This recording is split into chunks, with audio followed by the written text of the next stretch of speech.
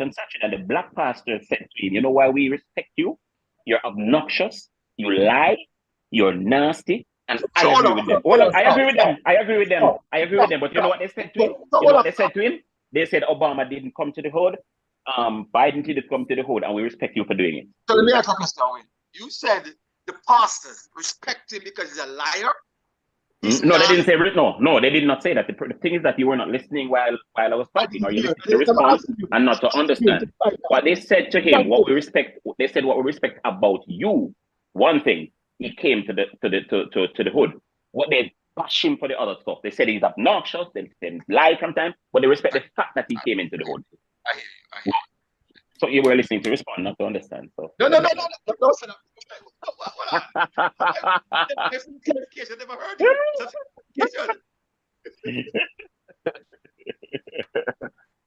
Anyway, may I confuse? Have conversations every day. And the last word I leave with Trick when we have this conversation with him, because he'll die a Democrat. Just like you, I thought. So you know what I say to him? Okay, you know what I say to him? Okay, gentlemen, I think I'm good to go now. All right. Thank you. Okay, good evening and welcome to a special edition of the Irie Myrie and Friends show. I am your host, Colin Irie Myrie. Unfortunately, my co-host, Ralston Chamberlain, is not here with me this evening. On Sunday, we touched a little on the issue of football in Jamaica, the JFF and Leon Bailey. This evening, we want to see if we can help you to get a better understanding of the issues and, as usual, educate you, our listeners, so that you too can come to an informed decision. Just to give you the backstory, often being named as part of the Reggae Boys Jamaica Copa team, footballer Leon Bailey has withdrawn, stating that he is not available. Craig Butler, the manager of Leon Bailey and the JFF, have been at odds with claims and counterclaims, with Butler saying the JFF is being less than honest. To discuss this evening, we are joined by Mr. Wayne Walker, sports journalist. This person ain't here as yet. Mr. Phil Holmes, sports executive order and social media blogger, and Dennis Chung, General Secretary of JFF, the man with all the answers. Welcome all. We look forward to a candid and informative show. Please join us on the following platforms: Facebook, YouTube at Irie Myrie, and Twitter, formerly known as X. We would also appreciate you sharing it with your friends as well. Thanks for your support. We wish to note that the views expressed by our guests are their views and not necessarily those of the Irie Myrie and Friends show.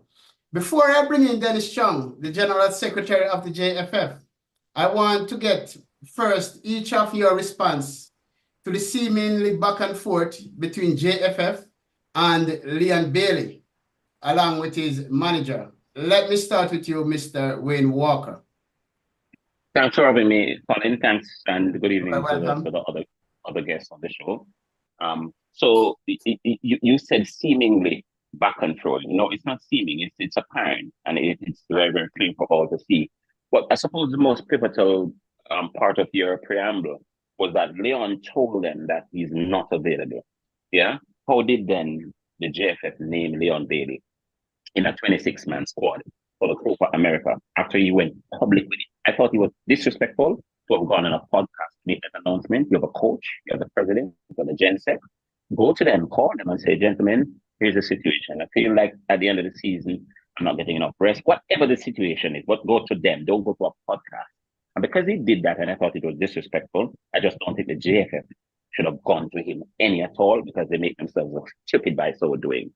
And we're seeing this dance all over again, yeah?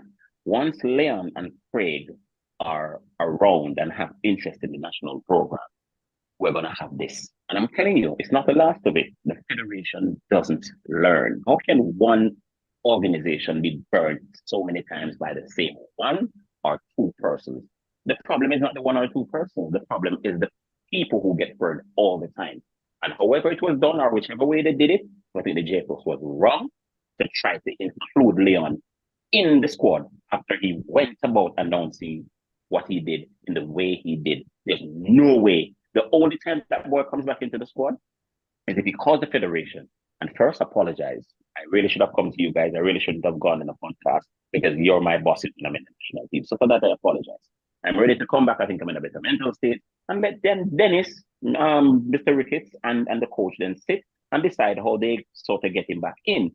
You shouldn't be running behind any player. Take Leon out of it. Any player for that matter. And I think the JFF was wrong, and I think they put themselves in a position to be disrespected and insulted by Craig, and he took the opportunity. He was never going to pass up on that one. Thank you very much, Mr. Phil.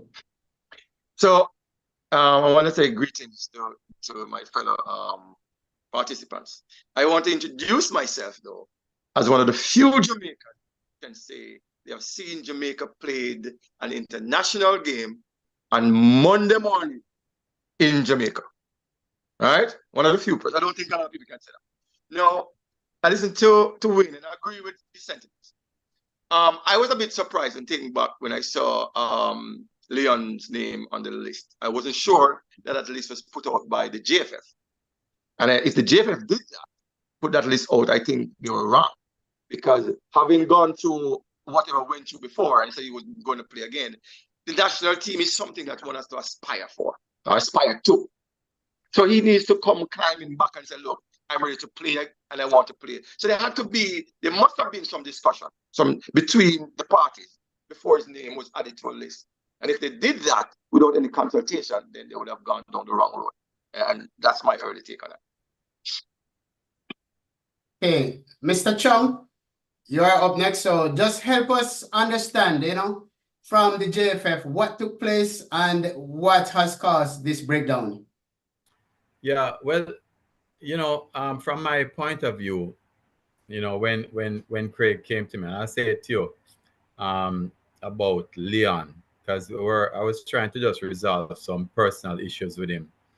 And he spoke to me about Leon. I said, listen, I do not want to talk about this because it is not, I don't get involved in the selection of teams. Now, when it said that Leon needs to come back to the JFF, at that point in time, the coach made a suspension for a game, and there was nothing that was done for him to come back to us as an administration, or rather, if the coach had a discussion with him and the coach wanted to select him, because we do not, certainly the president and myself and Speed, do not get involved in the discussion around who is going to be included in the national team. If we were to do that, then the next thing you would hear is that we are interfering in selection. So I don't know what the discussion was with Craig and the coach. I don't know what happened. What I know is that the coach indicated that he would have come for the second and third game. That was the coach's decision to make, right? And it wasn't the decision for us to make as an administration. It's unfortunate the response that came, because from my perspective, right? When I look at it, if Butler and Leon were really interested in the JFF and Jamaica, it would not have been done in that way, right? The decent thing to do, I think, was to call the coach and say, coach, boy, this thing shouldn't have come out like this, right? To make a public spectacle of it, I don't think it was the right thing. I mean, we were just having a conversation about decency, and decency for me is very important. And I don't think that I wouldn't have done it that way. Certainly, but not all of us have that same level of values. So I was very disappointed by that. But I don't disbelieve the coach. I mean, for him to specifically say that he would come for the second and third game, then that must have been a conversation that was had, you know, to be as specific as that. You know, one could always talk about 2020 hindsight. You know, I don't know if he had 2020 looking at it, he would make another decision. But remember this, he did indicate that Leon is not in the 23-man squad. He was actually listed as the 26 of 26 men, right? Even after the injured Andre Blake and after the injured Amari Bell, to say, okay, I'm going to list him just in case he comes, right? So I don't fault the coach for it. I mean, I don't see anything wrong with him having that discussion. People have differences all the while, and I think we should encourage persons to talk about their differences and try and resolve this thing that, you know, the media is always trying to put one against the other. Come on, man. Is that the way that we want to portray football? You know, is that the way that we want to portray anything? You know, the coach, I think, did an honest and effort, you know, to deal with the matter. As to the discussion that he had, I haven't even asked him what the discussion was that he had, you know, and you know, it's unfortunate it happened like that. You know, outside and the fact that it happened like that, you know, fine, it created a little, I don't call it a 9-day wonder, a 1 or 2-day wonder. And you know, as the coach said, you know, hey, this thing has happened. You know, we need to focus on the people who want to put on the national colors. You know, because obviously not everybody wants to put on the national colors. So let's focus on that. You know, I'm not getting into this thing about what Craig say and what coach say and all of those things. For me, the important thing is we have a game on Saturday, right? We have 23 men who are willing to go out there and put on the colors for Jamaica and perform for us. And that's where my focus is. You know, as far as I'm concerned, I've totally forgotten about this incident with Butler and Bailey. That is in the past. You know, we deal with that again. The administration has a stance now that, you know, obviously the place where it is reached now, you know, we have to be involved. But you know, prior to that, we didn't have to. Okay, Mr. Chung, I know you said that we have to move on and thing there, but I just would like to ask again, you know, like Mr. Butler, you know, he said that they did not commit for Leon Bailey to be included in the squad, right? So I want to know, how did the JFF get it so wrong? Well, as I told you, that was a discussion he had with the coach. So if he committed or not, that's a conversation he had with the coach. I do not, as I said, I do not doubt the interpretation by the coach that he would be there for the second and third game, because you don't have a 2-hour conversation and as was reported to me, and come away with a view that, oh, you'll be here for the second and third. You know, if it was something that you weren't sure of, you might just say, oh, he'll be here. But to say, oh, he's going to fly in for the second and third because he has a party to go to before, that will conflict with the first one. That's a specific conversation, you know, and that's the sort of common sense way that we need to look at it in terms of determining, you know, what was said. But outside of that, I didn't ask what else was said in that conversation, because for me, as I said to Craig when I spoke with him the Monday evening, when he asked me about some other issues about this under 20 boy, I said, listen, it's neither here nor there for me whether he wants to play.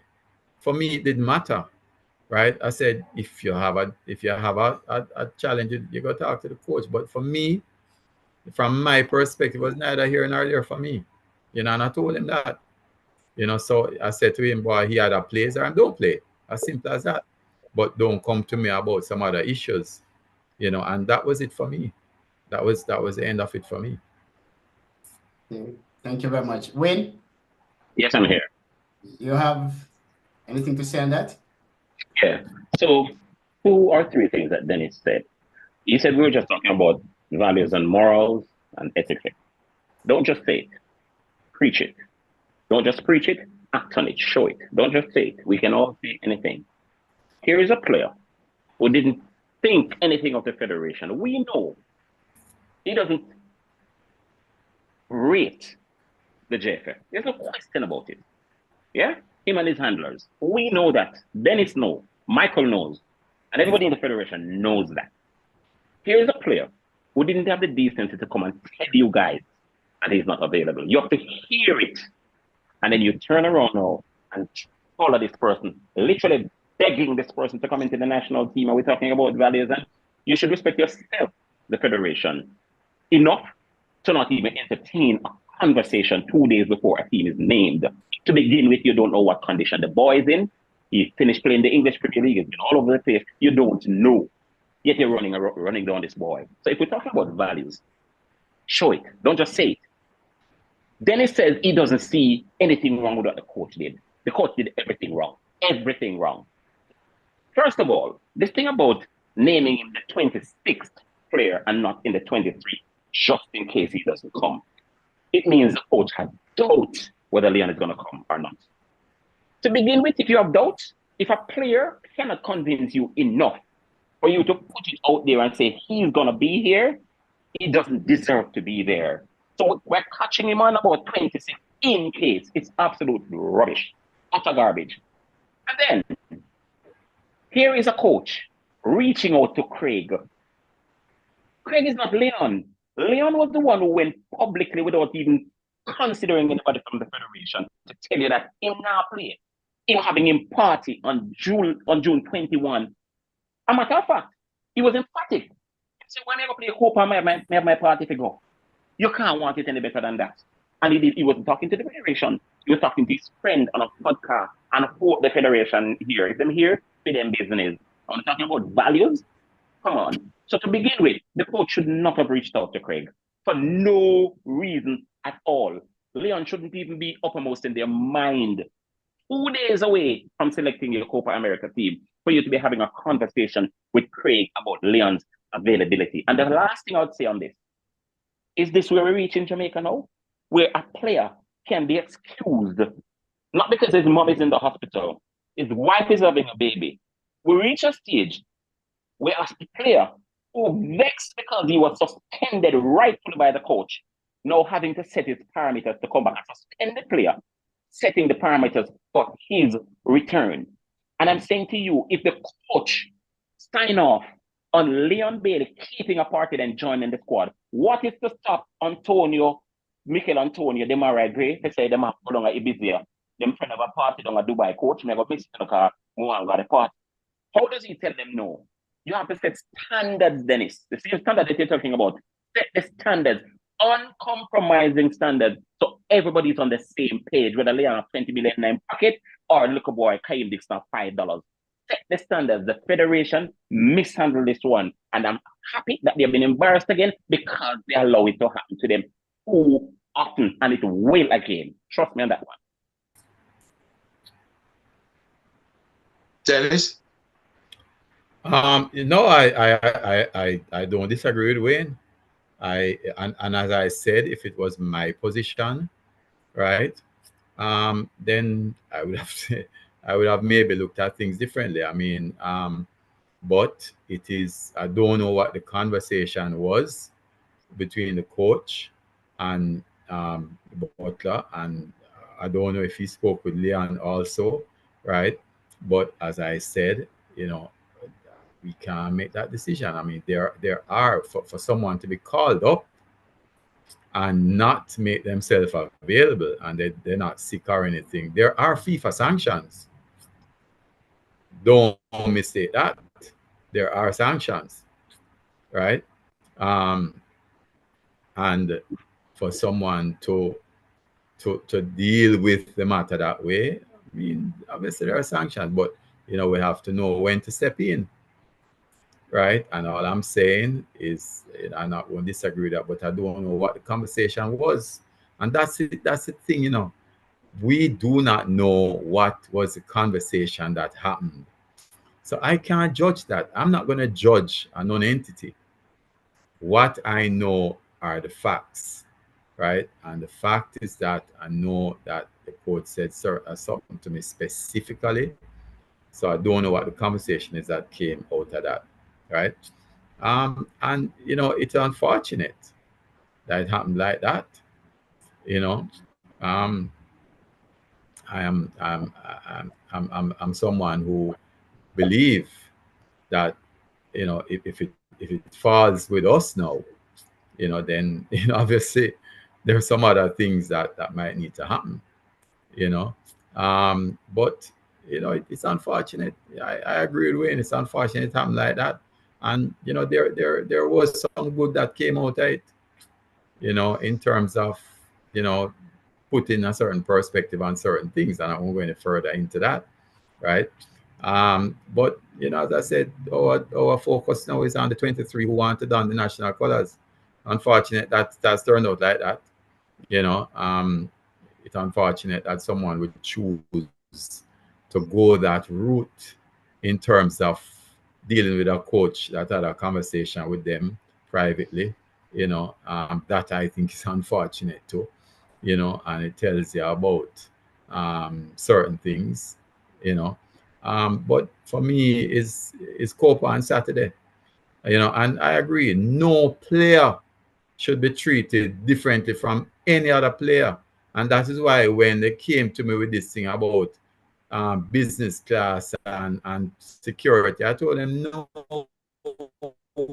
way. That's not going to happen because I'm not going to treat any player different. So the thing that I had control over, which was our security, I was very, very clear on that. No way. Because that was brought up to me in this meeting. And I said, listen, I'm not even going to discuss that. Because that is not what I'm here to discuss. Right? And there's no way anybody's going to be treated differently from anybody else. And that is a position that I hold, you know.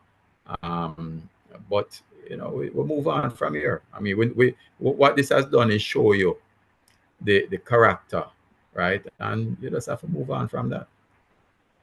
Okay, thank you very much. Phil? I want to throw a question to both Wayne and Dennis. What percentage of this debacle would you put squarely at the feet of Bullet? We all know Bullet's and wanting to prove himself at all times. How much of this you think is Bailey, and how much of this you think is Bullet? How much is who? How much is Bullet and how much is who? Bailey. None. Bailey is none. No, and none for Butler either. 100% at the feet of the JFF. If the JFF didn't call them, we wouldn't have this. So you don't think Craig, so but they made demands, right?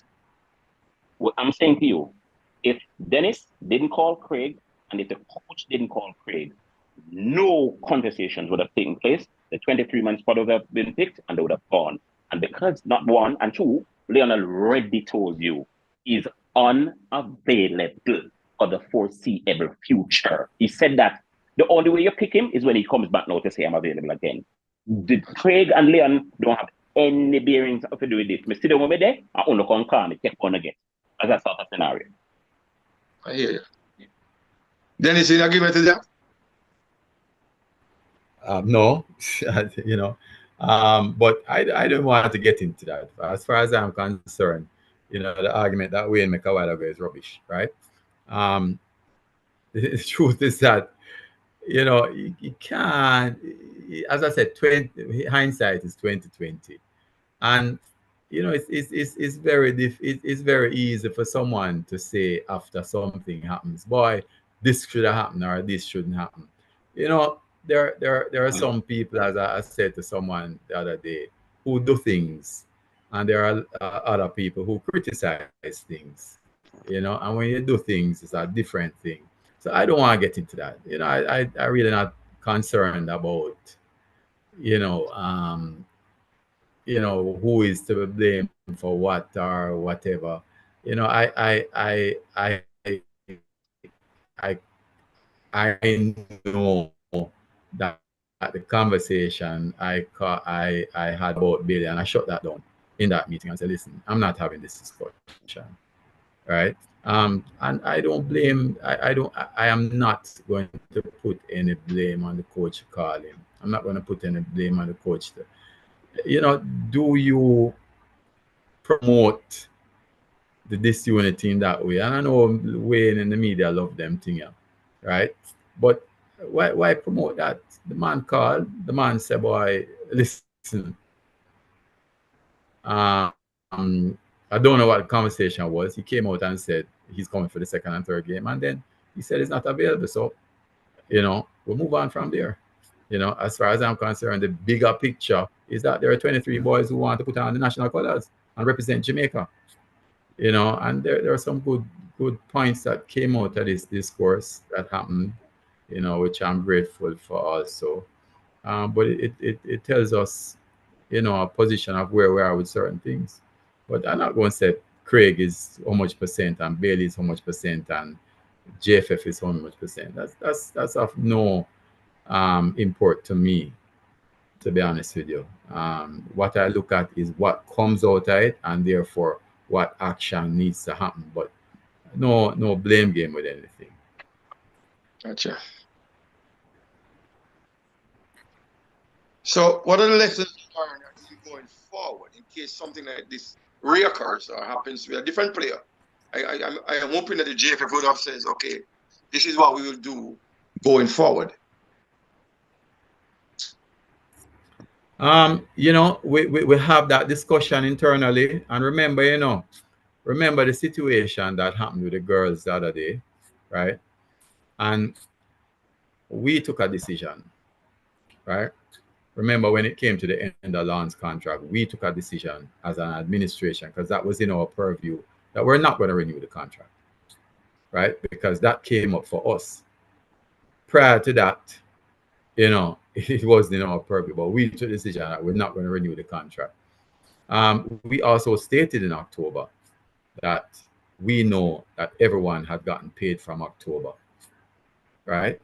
Everybody run with it. Oh no, JFF never paid them and thing. And then in February, their own representative came out and said, yes, they got paid in October. So I don't, I know we might go through some media circus again, but I don't get involved in that, because what I deal with is facts, right? And what I deal with is things that we can control, right? So we will always have these issues coming up. We have 13 teams that we're managing. We have the under 20, right? Boys. We have the under 15 we're dealing with now, right? We just sent an under 14 to Cayman, right? We have the senior team. The women's team just come from Brazil. These things will happen. We had an incident earlier with the girls, and what we have to do is always just stick to the facts, right, and take learnings from it. We have different personalities that we're dealing with. We're not dealing with an item that comes out, one item, and dealing with that. We're dealing with multiple different personalities that we need to deal with, and what we need to do is ensure that we don't seem uneven.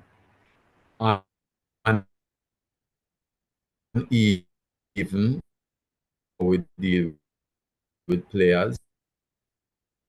We have to deal with them in a so that's important, because we have to manage that. That's what we'll do. Once the policy comes up, we'll deal with it, and we discuss what we need to do with certain things. And right now our focus is on the 23 boys, and moving forward with that. On all that you would have. You're saying something, Wayne? No, I was listening to Dennis. I've not been brought back in. Okay. So I'm just gonna go back a little, because all of you on the panel are sports enthusiasts and want to see the Jamaican team on top. Is there ego playing out here? Where one person is putting self above country? Phil, can you help us with this? Footballers or sports people, men and women, are generally egotistical. Generally, they want to be the best at whatever they're doing, and that's normal to me. I mean, there's no major issue, as long as your ego doesn't take over the goals, the unit, the team. Because as them say, there's no I in T. But when you go on the pitch, you have to perform as a unit, but individually you have to perform as well. So ego does come into play somewhat, but I don't know if it's all negative. Okay, thank you. Mr. Wayne? Yes. Question? I said, all of us are enthusiasts, you know, I want to see the Jamaican team on top. Is there ego playing out where one person is putting self above country, you know? I'm not sure if somebody's putting self above country. And nothing is wrong with ego. All human beings have ego. It's about how you channel it. We all have ego because we're competitive and driven beasts. It's how you channel it. And so it's fine to have ego. It's fine to be boastful. When you show up, it's a little different. So nothing is wrong with that. But I don't think it's putting country, self above country. I think there's one common denominator in all of, I suppose I could say two, because you don't find one without the other. I was going to say Craig, but then he uses Leon to drive his point. You know, there's an elephant in the room here that we're not touching. Dennis vaguely brushed on it just now.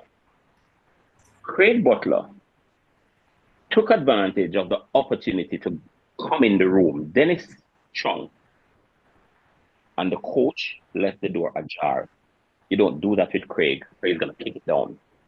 And what Craig has used this opportunity to do is to use Leon to fight an under 20 players battle.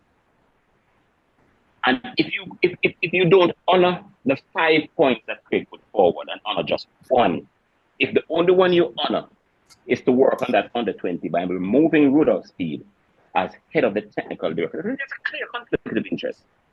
I hear Rudolph saying no, it's a clear conflict of interest. Yeah? But it is what it is.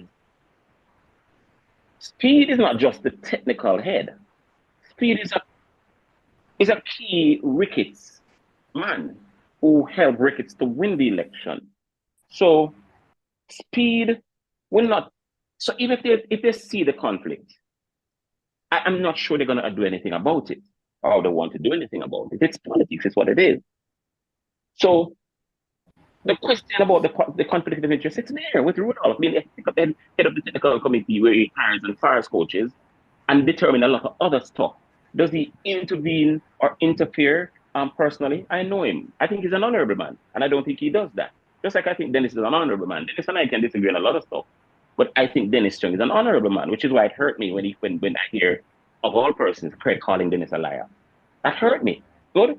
I'm saying to you, what Craig wants is for Rudolph to move. Because I don't know if you guys understand the backstory to this under 20 player. There's a player who used to play for Cavalier.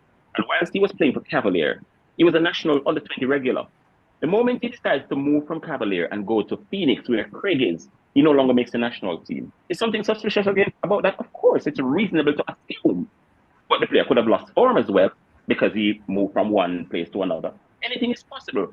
Craig don't want to entertain that anything is possible. He just sees it one way. He thinks Rudolph is fighting against him because he wants to sell players to make money. And in order to sell them to make money, you put them out there and give them the opportunity to be seen, and so on and so forth and so forth. So Craig's biggest issue is not Leon and the national team. I tell you that. He's using Leon to fight this battle for him. But you see that under 20 thing that he spoke about, it is central to his derangement. Okay, another quick question for you, Wayne. Can I come in here? Can I get a question here for Wayne? Go ahead, Phil. So Wayne, I understand the player playing for Cavaliers. Cavalier plays in a competition, right? Cavaliers do what? Plays in a club competition. Yeah, sure. I'm sure they have youth levels, youth structures there as well. What competition does Phoenix play? Phoenix doesn't need to play in a competition, and that's the point. Leon was available to play the Manning Cup, and Craig thought that playing in the Manning Cup would not help him. What he did instead was to take him into Europe. Dujon Richards, he came and he started KC in a Manning Cup season 2 seasons ago, but people were just knowing that Dujon was living in England. He was in an academy in England.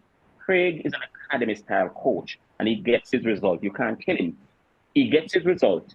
Leon Bailey is Jamaica's most bankable football star. Is he our best player? No, not when playing for the national team, but he's our most bankable. Dejan Richards, if he continues on the trajectory, he's going to be a huge star in Chelsea. So Craig doesn't want to play in leagues. What Craig wants to do is to have an academy and then take them into Europe, which I think is a better way than what Speed does. They put them in the players at Speed Center, we playing the same club league you're talking about, and in 2 weeks they come back into Jamaica. Craig doesn't have that. So he thinks his method is better. So the question of them playing it for Cavalier as opposed to not playing for Phoenix, Craig will point out all of what I just did and show you how it has made him a literal millionaire. Gotcha. Okay, all right. Mr. Owen Speed has joined us. Yeah, Mr. Owen Speed is a former JTA president and a sports enthusiast also. So, Mr. Speed, I'm turning you in the hot seat. I've asked the gentleman earlier. You know, you are a sports enthusiast and you want to see the Jamaican team on top. Is there ego playing out where one person is putting himself above country? Help us with that, Mr. Speed. I'm putting in the hot seat as you're coming. Well, good evening, gentlemen. I don't have a lot of charge on this phone. I'm in a little sticky position here, you know. But a lot of ego is in the mix, of course. I don't think we can escape that. I would think that in terms of the national program, I don't know where the program started and where it's going and so on, but in terms of the national setup and whether or not Bailey, Butler, whether they are willing to don the colors of the Jamaican reggae boy setup, I'm not too sure what is happening where that is concerned, but we are seeing some ego is at play. I mean, some personal issues. I mean, Craig has come with quite a number of issues that I consider side issues, and not related specifically to the whole thing of the demands that were made. Clearly saying that there are not really demands and the word is changed around. But as far as I'm concerned, if some questions were asked, some requests were made, and those requests were not granted, and you chose not to play, it means that you really have turned it into demands. So, go ahead.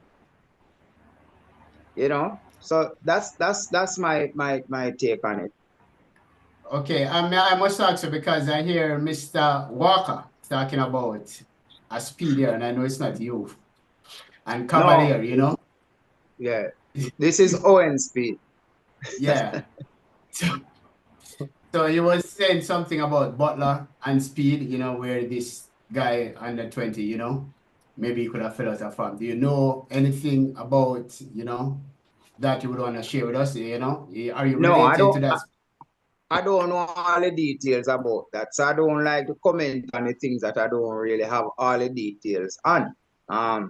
So I'd prefer to bypass that. But if Wayne knows some of those, Mr. Walker, if you know some of those things and the specifics around that, I think Mr. Speed, the Cavalier coach, would be the better person to explain what went on there, and maybe Mr.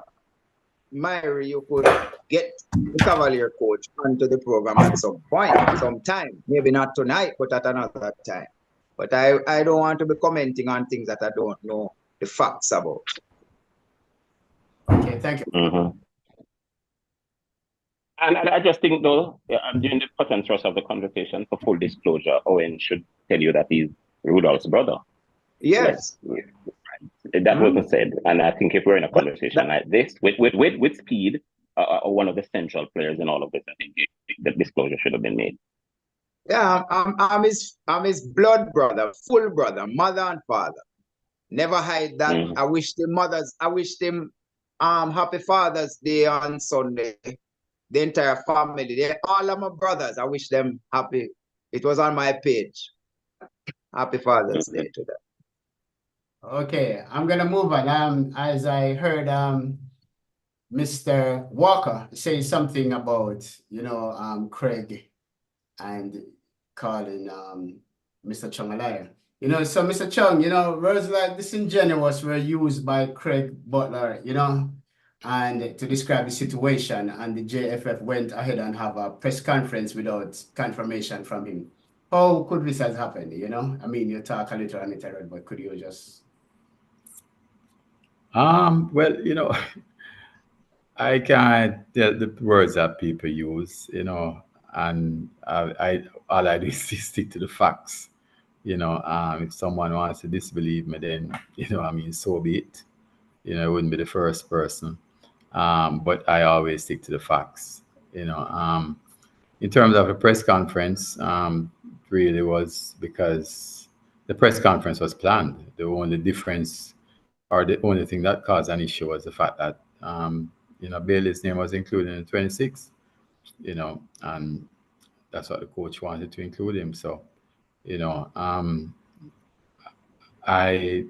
someone wants to say I'm a liar or the president's a liar, then it is one thing for people to say something, but they should prove it.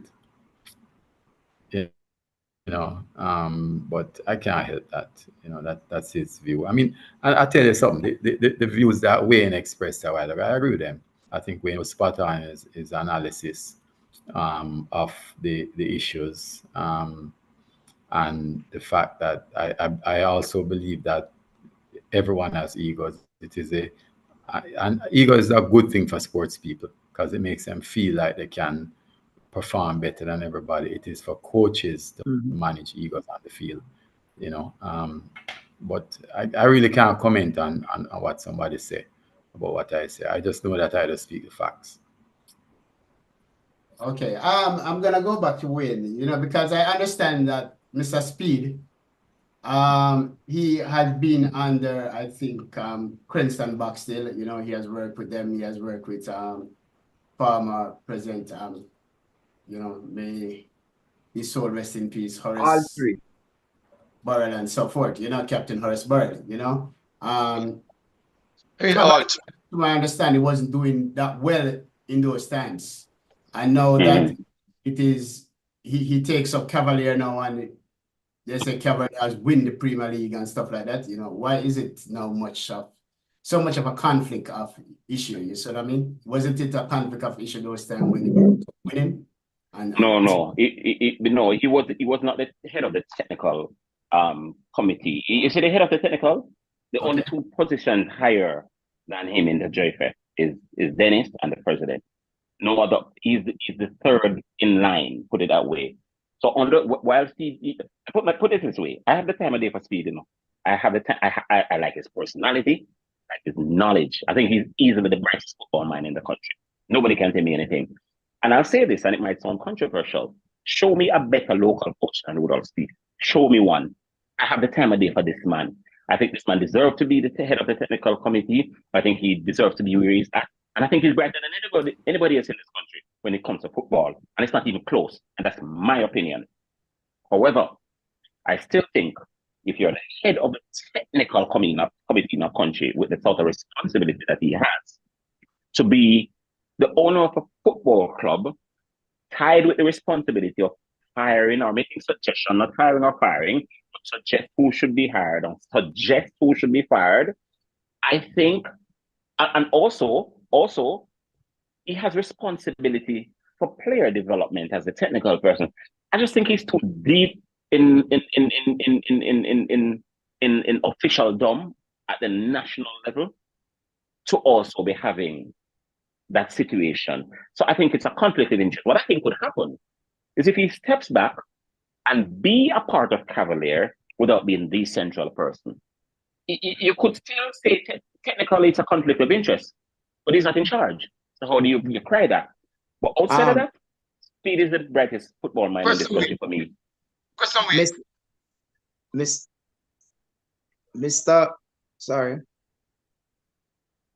Go ahead, man. Go ahead. Can I speak? Yeah, man, go ahead, Mr. Speed. Okay. So in terms of the conflict of interest, I remember quite clearly that the same Craig Butler tried to become the president of the JFF in 2017. His son, his adopted son, played for Jamaica, made his debut 2019, which means Craig would have wanted to be the president for 4 years from 2017 onwards, right? But Leon made his debut 2019. Would Craig Butler have resigned from his post as JFF president if Leon Bailey made the team 2019? Whose question is that? And wouldn't that be a conflict of interest if he didn't decide to resign? So he was in a position that was quite similar to what Speed is in now. And my take on this whole conflict of interest thing is that almost everybody who ascends to the positions, the highest positions in the JFF, they would have some attachment to some club or some other footballing institutions in Jamaica. And so there will always be conflict of interest. What we need to address is whether or not the gentlemen are carrying out their duties in a fair way. And for me, people with integrity will always try to carry out their responsibilities in a fair way. And that is what we need to assess rather than assessing the person and which club the person is with and all of those things. Those things I think are side issues when it concerns football and the development of football. Yeah, can I comment, Colin? I totally agree with Owen on this, right? You know, I've sat on many boards, right? And I've also been president of the ICAJ. And one of the things that comes up when it comes to ethical standards, certainly in terms of accountants in Jamaica, is one of the things we've realized in crafting the standard is that Jamaica is a small society, right? And even within the position of auditor and client, you're going to have perceived conflict of interest because of the size of the country. At a board level also, you know, what they teach you about conflicts is that conflicts will always arise. What is important is how you manage the conflict, right? And even some people who are the people I think who we should be more afraid of is the people who you don't know they have a conflict and they have a conflict, right? And they don't declare it. From my perspective, working with Rudolph, I would have it no other way. I think, as Wayne says, I think he's the one, maybe the brightest mind in Jamaica when it comes to football. You know, certainly I think the top coach in Jamaica, he got the A license first. And the way he has managed his position has been exemplary. And even sometimes I will call him and I'll say, Speed boy, what you think about this player? And he will say to me, Dennis, boy, let me tell you something. I am not getting involved in that conversation because I don't want anyone to accuse me, right, of trying to infer anything about one player over the other, right? And you look at it, you know, this argument about why Speed controls the national team. Speed has one player in the national team who I think deserves to be there. That's Richard King. I think if it was me, I would be picking more persons. He just won the Premier League, right? And he has one player there, and he makes no fuss about it. He said, boy, listen, it's the coach's decision. The other thing to understand is that he is the chair of the technical committee. But the technical committee has a multitude of persons on it. He can't make a decision by himself. The decision is made by the committee. In fact, sometimes I'll go to him and say, boy, what do you think about this technical thing? And you know what he says to me? He says, boy, I have to pass it by the committee first, right? That he does not want to deliberate on it without the committee, and he'll call an emergency committee meeting and deal with it. So, you know, I hear the argument about perceived, but there are so many perceived conflict of interest, and as was said by Owen, Craig has always indicated that he wanted to be technical director or president. Was he going to give up working with Phoenix for that? I don't think so. And that's recent that he talked about being technical director. And I don't see anything wrong with that. I just think that what we need to do is manage it. And I think the structures that are there in place are adequate to manage it, because he's one of about 10 persons on a committee.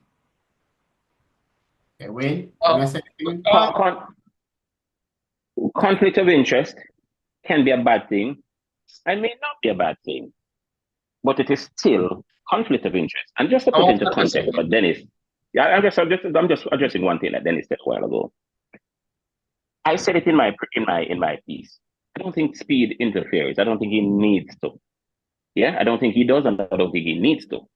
However, for Dennis to sit there and say Speed wins the Premier League, so he only has one player and he doesn't make a fuss of it.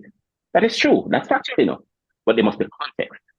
Speed has one player in his team right now, that's Cavalier, who can make the national team on merit. There's no other player in his team right now who can make the national team on merit. And the reason why he only has one is because he only has one in the squad that can make it on merit. Not that he has 4 or 5, but they don't pick them. No. Plus, the large core are from overseas.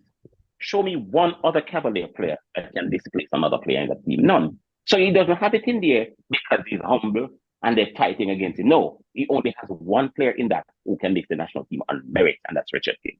Yeah, but Wayne, that's not the context I said it in. I said it in the context that the accusation is that he determines who goes in the team, and I said, oh, okay, I get it.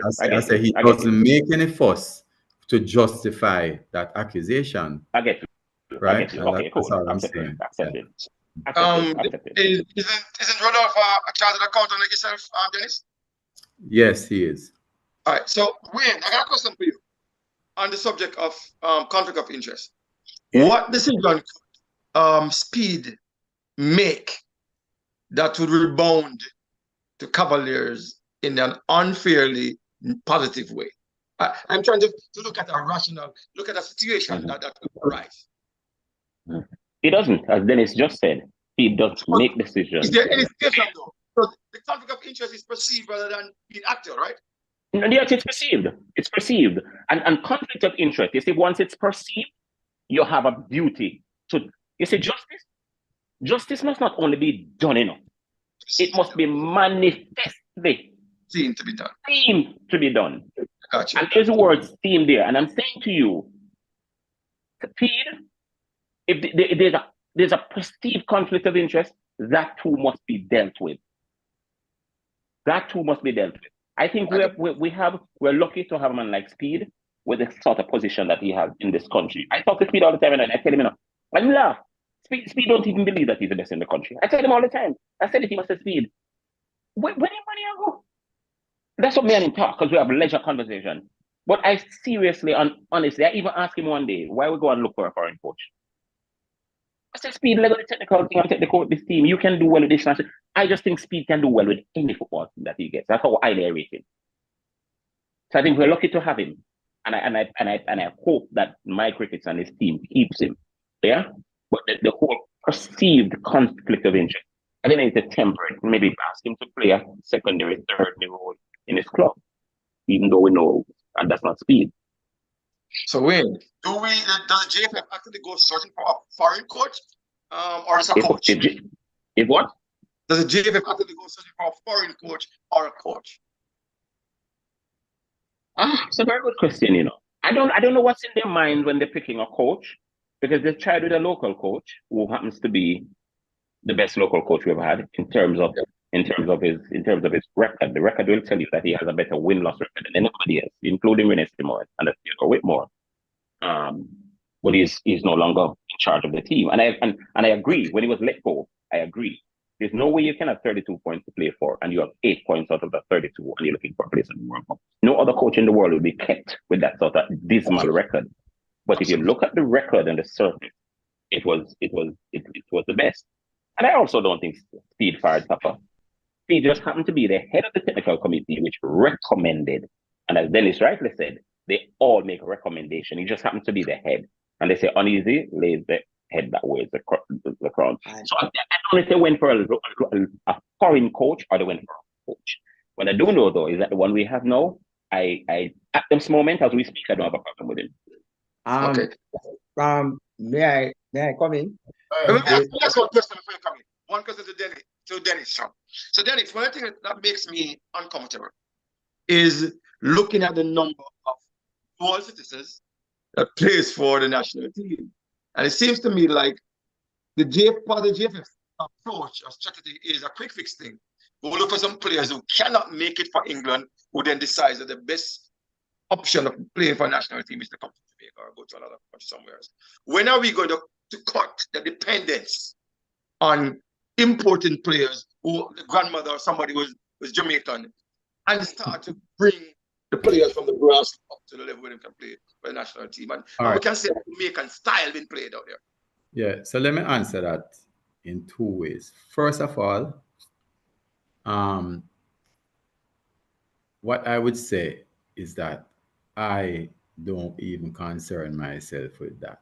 As a coach's decision, what I said to the coach, and as I said to him, I said, listen, you give me a budget and tell me what you want in a budget. We will determine together if it can be afforded, right? Okay. At the end of the day, the only thing you're accountable to for me is to win. If I give you what you ask for and you agree with me, then it is your job to win. I am not going to get involved in who you are. If you want to put 10 fairies on it and win, that's fine. Right? The other thing, though, is remember, and this is something that Speed, and this is why Wayne speaks about his prowess in terms of football knowledge, and he's working on a very important thing, the talent development scheme. The fact of the matter is that Jamaica, we might have the raw talent, but we don't have the structure until this talent development scheme, because we're pushing through with an academy to develop the talent, right? But the other thing, that you'll see that happened with us with the National Stadium, for example, is that we don't have the infrastructure for sports in this country. We are the #1 in the Caribbean in terms of football, and we could not host international games at nights at our national stadium. We are the #1 in the world with track and field.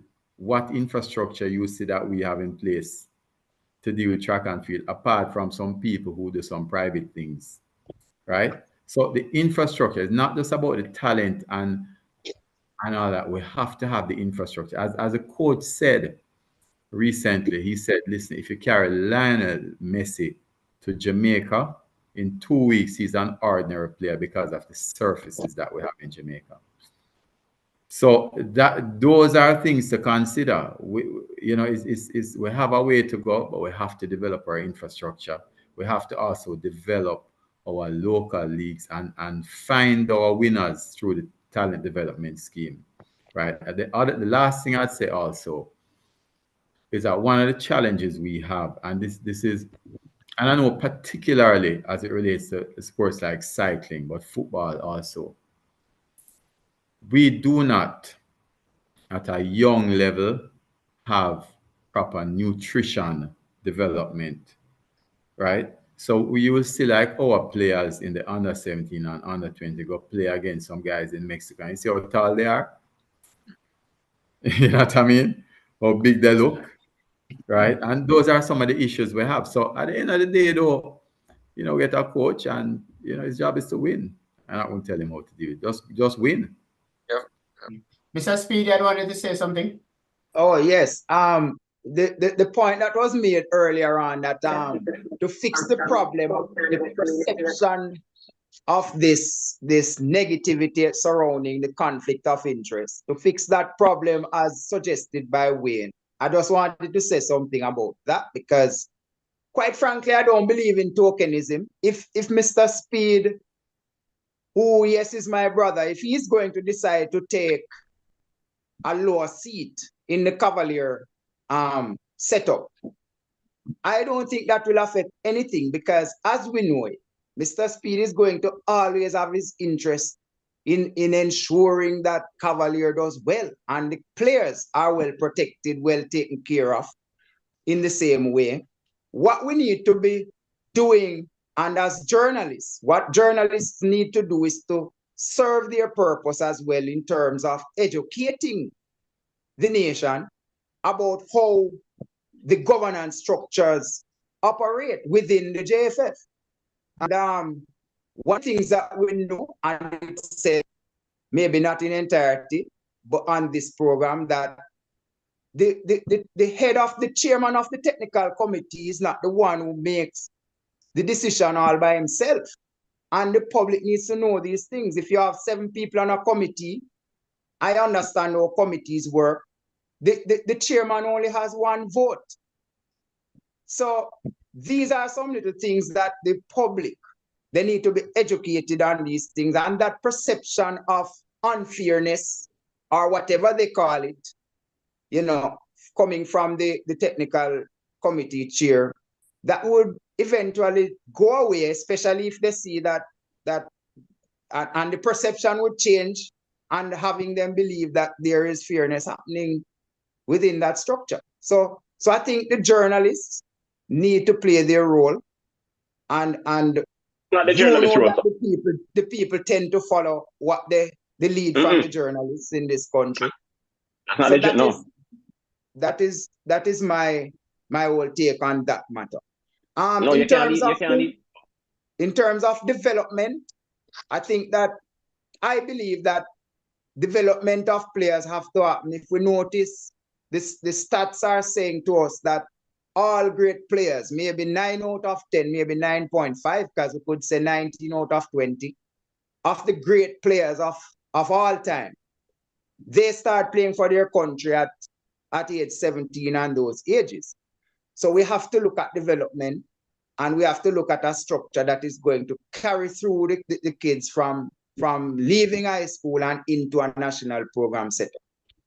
But Colin and Phil, let me, we always ask this question about people playing overseas and being included. How many people on the Brazil team play in Europe? Well, they're Brazilian born. All of them are Brazilian born. I know that, but Brazil, you know how much people live in Brazil? Yeah, compared to Jamaica. Yeah. But look, but there's a difference because Brazil imports them or exports them to Europe, and then they come out. Yeah. Yeah, but we're talking about 3 million people here with a broke down national stadium. You're going to see population, and they won the World Cup, right? With this African country went to the quarterfinals the other day in World Cup. What Morocco? Quarterfinal, which is semi-final. Semi-final, yeah. Semi-final. We're talking semi-final. And there are a whole lot of people from overseas also playing. So Jamaica, all of them were born in France. All the World Cup team of France was born in France. And therefore, we talk about Jamaica as if Jamaica is unique. And Jamaica is 3 million people. Jamaica has a poor infrastructure. So what we have to do. I can't agree with you on that, Dennis. I agree with you totally. I want to see. All right, look, when I watch the national team play now, and I look for the fight in there, I see maybe 2 or 3 players who give me that fight, like a yardman fight. Yeah, and maybe some of these players, I don't. This is my thinking. If they were more... And remember this also, as the president always said, one of the things that JFF focuses on is also social improvement for the people in the country. And you're not going to stay in Jamaica and make the money that you want to make. Absolutely. Right? So a lot of them just, I mean, the best thing for them is to leave and go overseas and make money. Because it's not just about, oh, I'm going to stick with this league, right? You need to make some money. Yep, Mr. Speed, if I could just respond to something that you just said. Yeah, go ahead. It is not the journalist's responsibility or role, sir, to educate the public. What journalists do is to help to shape opinion, give information, correct information, entertain at times, and be the eyes and the ears of the country. If they happen to educate while doing that, fine. But it's not our role and responsibility to educate anybody. The JFF has contract deals with several media houses. Dennis know them.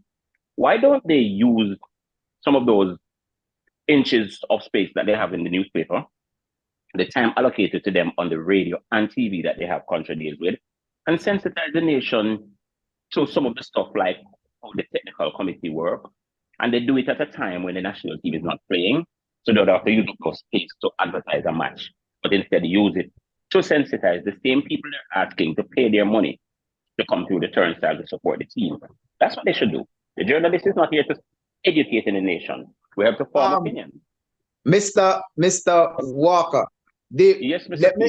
let me just follow up on that. I am not saying that the journalists should take it as their core responsibility to educate the nation. All I am saying is that whenever they get that mic in their hands, they need to show, you know, the mature side of how people should operate and perceive things, and as you said, they help to shape opinions. So all I'm saying is that they need to be responsible, and at the same time, because anything that it's always better to hear from an independent source. The people out there looking on will not listen to the people in the JFF as though they will listen to you and believe you that this is how the thing works, because they are always going to be thinking that the JFF people are saying this to protect themselves.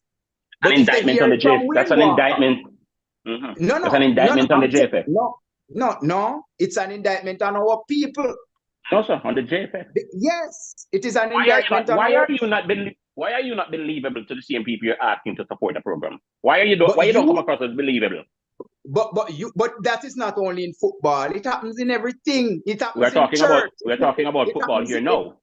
Yes, but it happens in church. Yeah, listen, it happens everywhere in the society. Football True, but we're talking about football.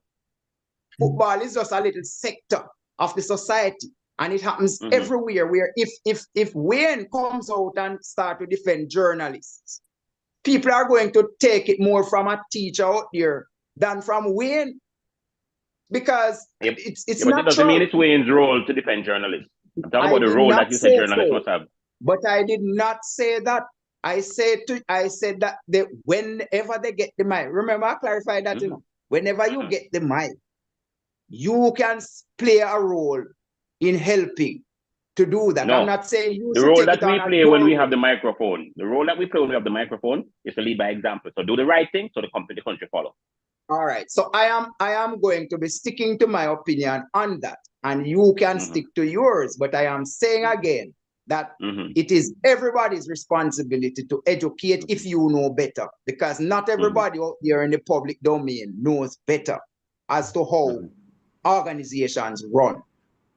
Well, let's start by making the JFF, the Jamaica Netball Association, the GOA, whomever, start by making them believable to the public. So when they put stuff out there, the public don't have to question it. You know, I'm glad you brought that up, because one of the things, right, I assessed why the JFF, and I just wrote about it today, have the issue. Certainly last year, the election would have been bruising, because even some of the persons who were within the organization were trying to tear down the organization with things I know were inaccurate, right? And that thing burned me when I saw it. I mean, that is not something I comment on, right? You trust your one. right? But people burn it down. And I can tell you that some of the journalists were very biased. In fact, and I won't call a name, but one journalist told me that he is supporting a certain person over another person. Tell me that. A journalist tell me that.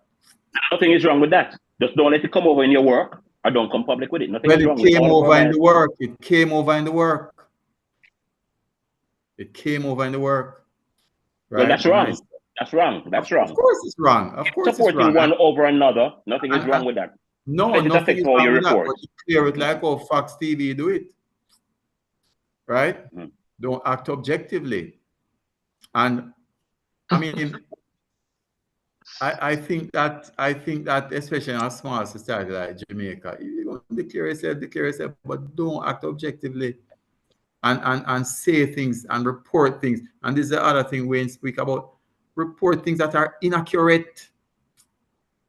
You have some journalists reported some inaccurate information because they heard it. I spoke to a journalist today, and he says he knows that some people just, and in his experience, just report things because they hear it. You have some social media journalists out there, boy. I can tell you. Well, they read something on Facebook, and they're reporting it and they're making a big news thing about it. And I saw a lot of that last year. Can tell you that there are certain people that don't have no respect for as journalists. Dennis. Yeah. One of the missions that I've been on for a while, and I have made statements which has come back against the JFF, has come back to bite me because I found out I was wrong. Now, one of the missions I was on, and I'm going to follow the JFF for it. One mission I was on is to find a website for the JFF. And I kept saying, JFF have no website. And for the longest while, I kept saying. And I was watching IG Live with Bowser.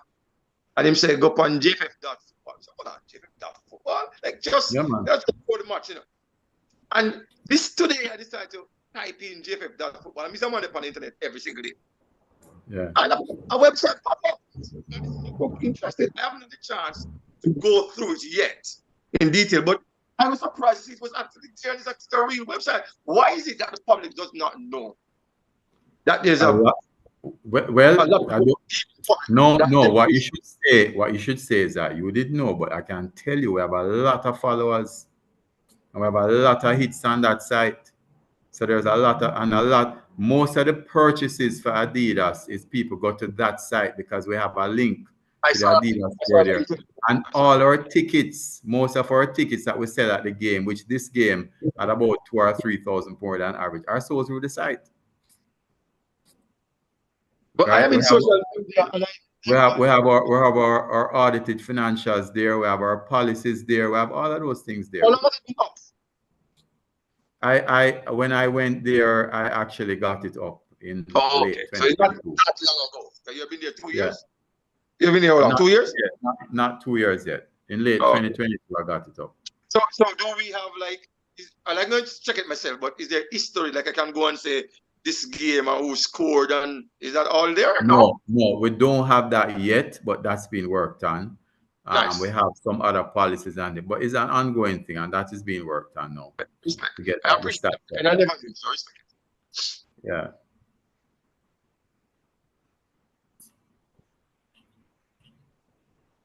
So Dennis, do you have a PR team? We have a team, and you'd have seen the last game. One of the things we're proud of, the time of the game changed from 6:30 to 3:30 in a matter of 2 days. And we're actually able to get 2,000 to 3,000 more on average. It was actually a good attendance, for the 3:30 game. And we actually made quite a bit more on that game because of the attendance. Really? So, yeah, man, in terms of gate receipts. So, in fact, and we estimate that if we had a 6:30 game, we'd have at least 75% people more because of the number of people who cancel and the people who express interest in it. We actually cut a deal with a company called 876 Stream. They did a fantastic marketing job because we had billboards all over. We had you know, a lot of interviews, social media, all of those things, and they got people out. We got more people coming on, sponsors coming on. If you look there, the amount of banners that were up, we actually created for the first time a VIP section around Royal Box. Right, that is going to be a staple going forward. And in that VIP section, you know, we had some influencers, but we had people who actually, and we actually sold the ticket there for like twice the normal grandstand, because what happened is that we were able to get, we put in their services, like people, you know, waitresses were there serving people while they were watching the game. You know, we had little things in there from sponsors, and so, and that's going to be a feature going forward because the demand for it was high. You know, so we expect that September 6th is going to be good. And in addition to that, we're working on another deal with another company. So we don't have a team that's employed directly internally. We have one person who works with us, but we're working with a firm, and we're looking at another firm for overseas also, which we're trying to secure. And you're going to see that coming out. So we're going to be, in terms of the marketing presence, in another month, you're going to see, and certainly before next game, it's going to be a worldwide presence, you know. But this team has done very well for us in terms of marketing this game. I can tell you that within another match or two, right, based on how they're going, and based on the fact that thanks to the minister, she has got the lights in the country, and the lights are going up in another week or so. I can tell you that a football ticket, certainly grandstand or VIP, is going to be very difficult to come by based on that. And Bleachers, huh? What? Bleachers. Gate 7. Gate 7. Gate 7. Yeah, Okay. Gate 7. Gate 7. Yeah. Okay. Mr. Speed has been using the word perception a whole lot. So, Mr. Chung, JFF has been or had complaints being leveled against it that as not having respect and concerns for the players. You know, we heard complaints from like the reggae girls, and now we want to just go back to Mr. Butler saying similar or same, you know. So what does the JFF needs to do to change it? So Colin, first let me start with this. We proved that what was said, that the girls were not being paid, was not true. Mm-hmm. Earlier, I heard that. Right? We paid it in October. We said it was paid in October. And this is another thing. A lot of journalists just run with this thing. Never even call and say, boy, give us the evidence. Never even call and say, give us evidence. And just pick it up, and run with it. I mean, when someone comes out and say that GoFundMe, fund them going to the World Cup, $50,000, that couldn't even carry the team in economy from Amsterdam to Australia, and people pick that up, and not just local journalists pick that up and believe that. I'm saying, boy, you know, you ever hear this term about termites eating out head? You know, I'm saying, how could somebody logically believe that? And then in February they came out and said yes, they were in fact paid in October, right? And then the other instances say is that Butler said that. Colin, give me some more credibility in terms of examples. Give me some more credibility in terms of examples. Yeah. Right? Let me tell you something.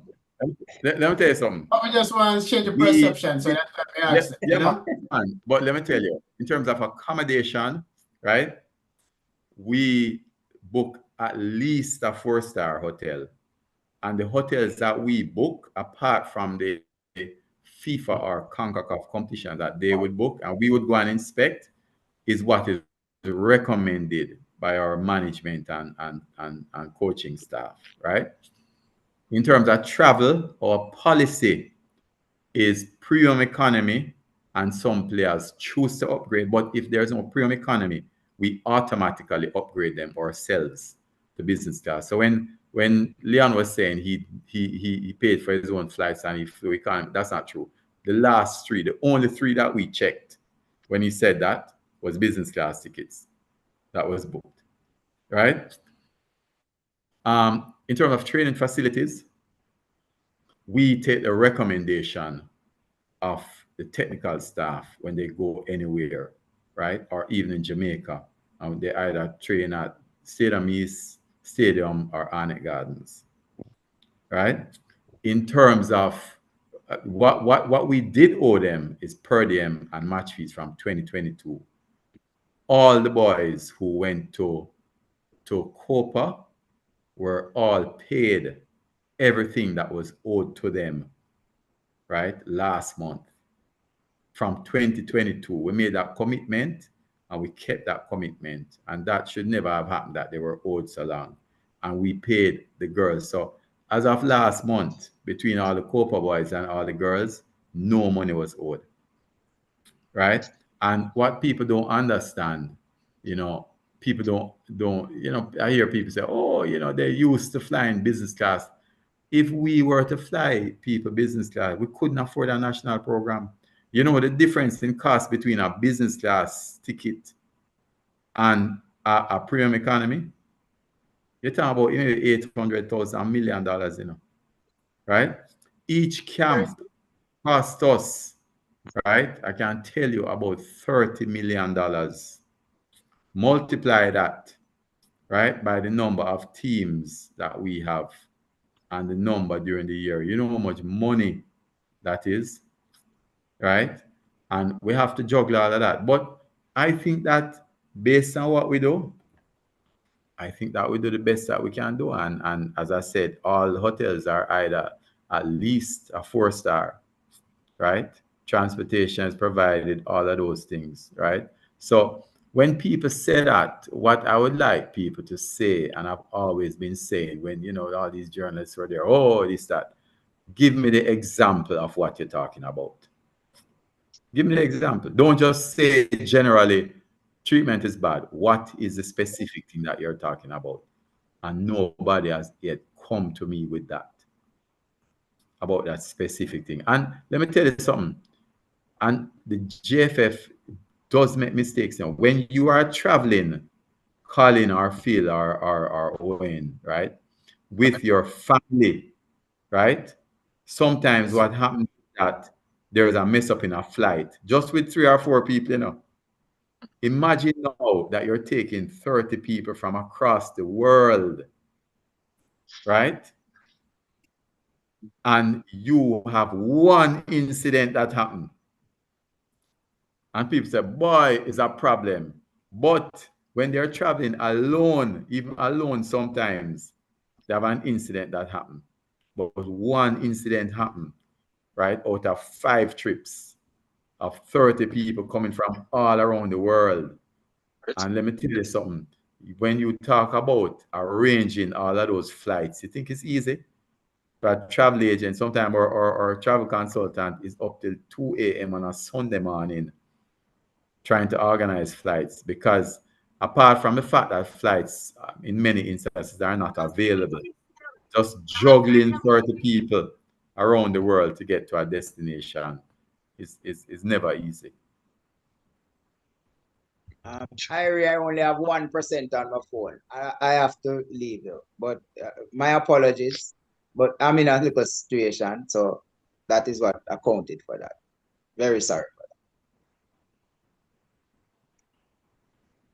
that. Dennis.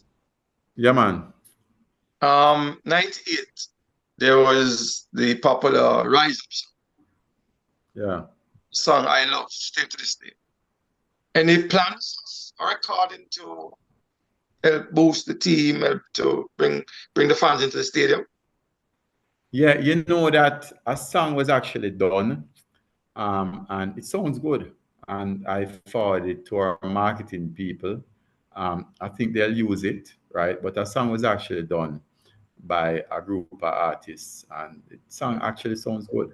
In fact, more than one song was done, but we actually forwarded that one because it sounds good. But So you might hear that coming out. I mean, the truth is that what we've been focusing on over the past few weeks is really logistics and getting this right in terms of marketing. You will see it also. And when people talk, this is the fallacy. You say, oh, we haven't got any sponsorship. You realize that JFF has got the biggest sports deal in the Caribbean in Adidas, the Adidas contract. Right? You realize also just a few days ago that we had Ray and Neville coming on, right, to sponsor us to the tune of over $100 million,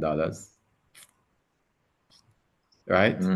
That other companies have also come on to. And what I would say is that people say that, but they don't realize also the damage that was done to the name with the elections last year.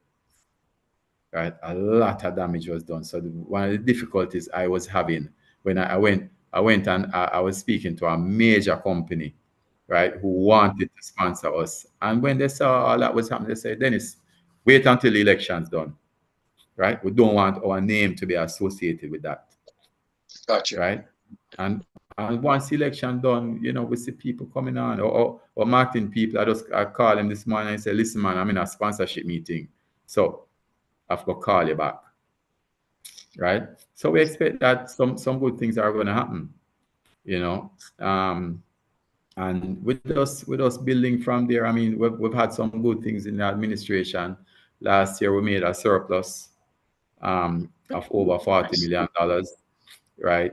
We have, for the first time in a long time, we've had a tax compliance certificate from last year. How many companies in Jamaica can say that they have a tax compliance certificate? A lot of them, right? They can't say that. I can tell you that. I'm an accountant, right? For the first time in a long time also, we delivered our audited financials on time to FIFA this year, right? So there are a lot of things that are happening, but it's like people expect that you're going to just change everything overnight. And it doesn't work like that, right? You have to make the incremental improvements. And funnily enough, is that I said that a lot of people just say things, and if you ever check the company that they are in, right, they don't have those things in order. Okay. All right, Mr. Chung. Mr. Smith was asking a question on YouTube. We have partially answered it in what you were saying just a minute, but he wants to know what's the budget for the 2024-25, and how are you going to go about it? I hear you say that you are getting some sponsors and such, but I don't know if you want to answer that. Yeah, in terms of Jamaican dollars, we're running at about $2.something billion. Billion? Billion, yeah. It's a lot of money. As I say, it's 13 teams, right? About $2 billion running. It's 13 teams, right? It's a lot.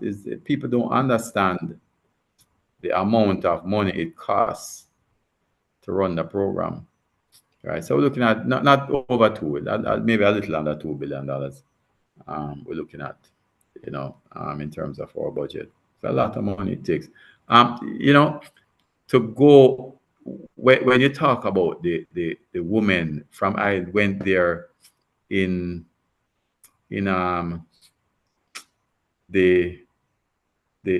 November 2022 to the World Cup. We spent about $2 million US, just on the preparation to the World Cup, You understand what I'm saying? Yeah, I'm hearing you. Yeah, it's quite a bit of money. It's quite a bit of money that goes into it. And the truth is that most of that is cost. I mean, it's not a high profit margin, right? Most of that thing is cost you're talking about. Mr. Wayne Walker, you have anything you want to say now?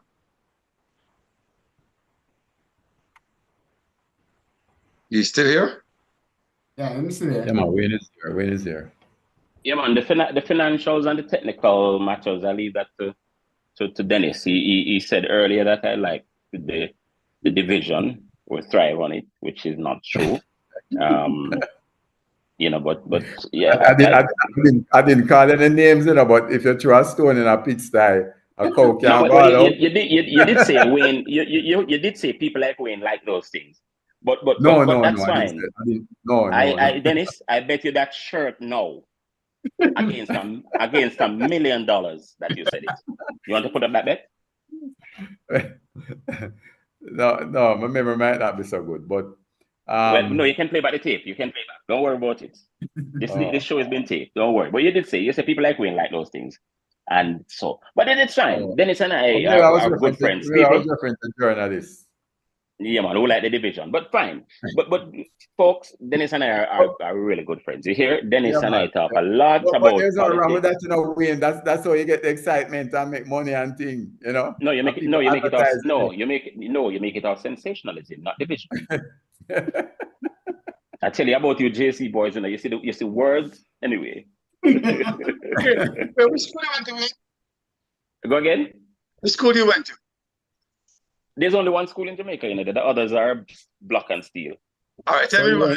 He went to Jamaica College today. I see the fact that you guys, I think the fact that you guys don't know, I tell you that you're not smart. It's a CC. It's a CC. And don't get it wrong now, because there are many of them. College? College? No, man. No, man. Phil is a school called childcare. We do that. We do that at Klein College as well. We do that too. We do that up there as well. Which is why you have a youngster in the squad right now who probably is going to be your biggest star in another 2 years. Are you the best school in Clarendon? Go again? Are you the best school in Clarendon? In Clarendon? Yes. No, man, in Jamaica. The one man who single-handedly galvanized Jamaica and put it at its peak is from Clarendon College. Captain Horace Burrell. Okay. I thought it was Bob Marley. Bob didn't galvanize. No, Bob didn't galvanize Jamaica. He galvanized Jamaicans outside. Remember, a lot of people say Bob didn't really get his credit here. We're talking about people who galvanized the country. Around that World Cup campaign 1998, I can tell you, man, this country, I've never seen so many national flags. People were never nationalistic. People didn't go to the stadium with white people mixing with brown and black. This man galvanized the country. But I think we're wrong with me. That's true. I'm telling you. Yeah. But ask Captain ask Jack Warner, might I give you a different flip to the story still. But anyway. If you ask Jack Warner what? Who galvanized Jamaica, I might have put it a different kind of way. But oh, well, Jack will tell you different stuff to different things that you ask. But I went to school in Clarendon, by the way. You went to school in Clarendon? Absolutely. Really? High school? Yes, high school in Clarendon, yes, sir. Well, it's got to be there. What? It has got to be there or Edwin Allen. Can't be Glenn. No, none of those schools. Okay. You care to say? Go on, guys, man. Keep going. Well, as I say, I can't think it's Glenn. I just put in Spalding on top of that hill. You went to where? Oh, Knox. You went to Knox. Spalding. Eh? You went to Knox? Absolutely. Okay. That's a real KC. All I hear the Kingston College people, when anybody tell me they went to KC, you see me Knox. And they're upset. That's a good school, man. I like it. By the way, do you know Chris Smith, who used to run the 100 and 200 and he won the match? Yeah. Phillips. Oh man, that boy was fantastic, man. Fantastic. I'm sorry he didn't really go on to the next level, but he was a brilliant runner. Yeah. Dennis and them guys don't know what we're talking about, man. Don't kind of quality they don't, you know. If you check at JC, man, he used to go down somewhere in West Bloom and then he come there. Right. We're gonna forgive Wayne for those comments. As I say, Colin, journalists are not always accurate. All right, but when you get up, I'll call Craig on you. Okay. This time you don't have to call him. Mr. Walker, let me just ask the last one. You know, many are saying that it's time to let Leon Bailey go. You know, we can do without him? The public seems to have less support of him, or is he just because of Craig Butler who is making these decisions for Leon? So what do you think? Leon? How old is Leon? 26? Yeah, about 26. And probably the highest paid civil servant in the country. Not probably, possibly one. Easily one of the richest persons in the country, and he had 26. And it's because of Craig. He has a child, in fact, he has 2 children. Mm-hmm. What else do you need to be a man as opposed to a mannequin? Sorry. I mean, what else do you need to be to grow, make your own decisions? You're 26, you live on your own, you have 2 children, you have a steady relationship going, you're doing well at your club, you're earning good money. I mean, who can upset your equilibrium to a point where I don't think we should move on from him. There's no question his quality. Leon is our most bankable star. He may not be playing the best football for us at the minute because 5 goals on 35 games with 4 assists doesn't cut it for a top player. But we know what he can do. What we need to do with people like these is like Romario. Romario was a problem child. Brazil could have easily gotten rid of him. But he scored 5 goals at the World Cup and landed them the 94 World Cup. Walter Boyd? Right. Walter Boyd? There you go. So I'm just saying, you don't need to get rid of Leon. I think somebody needs to sit Leon down and have a chat with him. Because who knows? This boy could be suffering, and just don't want to say it. Yeah, he's human. You just never know. What we'd love to know is the real truth behind why we always have this sort of controversy when it comes to him. Is he the person at fault? Maybe not. So we don't just willingly get rid of him. We need to work and try to work things out with him. And yes, we can do without him. We can do without them. I agree. We can do without, because no one player does it. Yeah, no matter how influential that one player is. But I think Leon has the kind of quality. He's going to be playing in the Champions League this year, so he's going to be exposed to a higher level of football. And it should benefit Jamaica. So instead of throwing him out, I think we need to find a way to work around it and sort of to get things, back on track and keep it there. Okay, Phil? I mean, I don't think we need to get rid of him. I mean, I think the part of the thing is when he plays for Aston Villa, I don't think he sees himself as the main cog, as the engine. I don't think he sees himself that way. But maybe for Jamaica, he does see himself as that big a star for Jamaica. We need to work. The JFF need to work. Dennis, I think, knows Bully long before Bully became Bully, and Dennis became Dennis. So them can figure out the way to sort out the issues and get them a win-win and get them body back on board thinking from the same image sheet. I saw images of Leon in the stadium at the Dominican Republic game. He was there getting along with the fans and getting his respects and his due, his love and all of that. So there is lots of potential for them to work out their issues and come back together. And but I think there is a public backlash that I can see in social media saying, as you said, move on, leave him alone. And I think they're trying to PR that one. But I don't think we need to get rid of him. Move on, leave him. I think we need to bring him back on board. Everybody focus in the same direction and see what work out for the national team. Okay, thank you very much. Mr. Dennis Chung, as we wrap up, you want to just give your final thoughts? Yeah, on that matter, I don't, I never ever think that you should write off anybody. Don King, for example, was a famous promoter, but he went to prison before.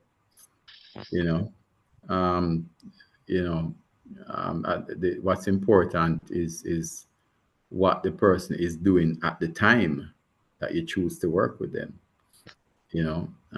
So I don't think so. I mean, obviously there's a path to that, but I mean, I've known, well, Chippy, I've called him Chippy. I've known Chippy from he was about 9 years old or 8 years old, and I've seen the person he has developed into. If he's an asset for Jamaica, then,